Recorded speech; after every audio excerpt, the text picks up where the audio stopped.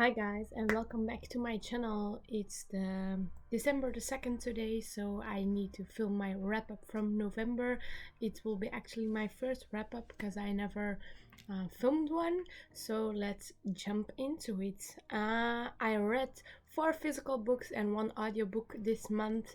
I always listen to an audiobook when I'm driving in my car because I need to drive a lot to go at work. This month I didn't have to work that much, so I listened only 1 audiobook. So yeah, let's jump into my stack. We'll begin with the 4 physical books. I only have 3 in here because the fourth was due in the library and I had to return it back. So let's start with that one. I read A Court of Frost and Starlight. It's the fourth episode in the series of Sarah J. Maas. Yeah, I needed to finish it because the previous month in October I read the second and the third in that series from the Ekatar series. It was okay. It describes the life after the war, and so there's not much of that action inside the book, and also where the previous ones were like 700 pages thick, this one was only like 200-ish 300-ish pages, so it was really a fast-pacing story to read, not as much as the other thick books. And we also got at the end of the book was 1 chapter of the next book, so there's already coming another one. There wasn't a release date, so I don't know when it will be released, so we have to wait for that.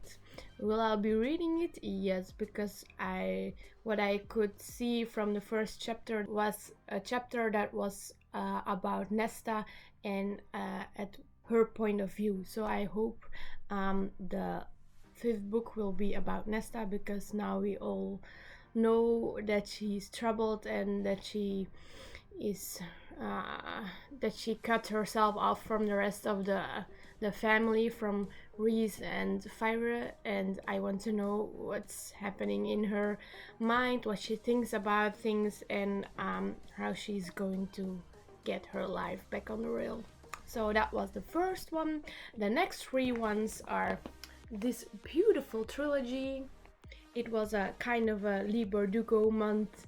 I've buddy read these 3 books with Hilda from Pen of Possibilities on Instagram. She also has a YouTube channel. I will link both her channel and her Instagram in the description. So we've buddy read this. So yeah, this was the trilogy. You all know it because it's so hyped, and I didn't read it so far. She didn't read it also, the trilogy, so we have like fresh thoughts about it. She only read the duology already, and we're going to read them in December, the duology. So what I thought about this one was I didn't know what the Darkling hype was, because when I in the first chapters when I read about the Darkling I had some recent vibes, but maybe that was because I just finished the Akatar series. I thought he would be like a good guy in disguise, but actually he's just the villain, and that was a little bit of a disappointment for me. Also, through all the other books, I kind of hated Alina more and more and more through all these chapters and books, because I think she's just that naive, and okay, she's young, but she makes such dumb decisions. So the end of book 3 I think was a little bit cliche.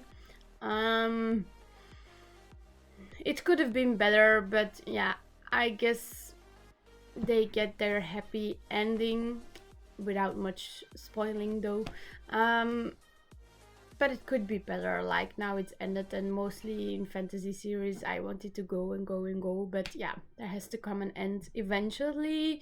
But yeah, it's all good, and there aren't like the occasion how do you say that, not occasion, mostly if you have an ending, something bad will incorporate in the good things, and that I missed in this ending. There wasn't like something you got to mourn about.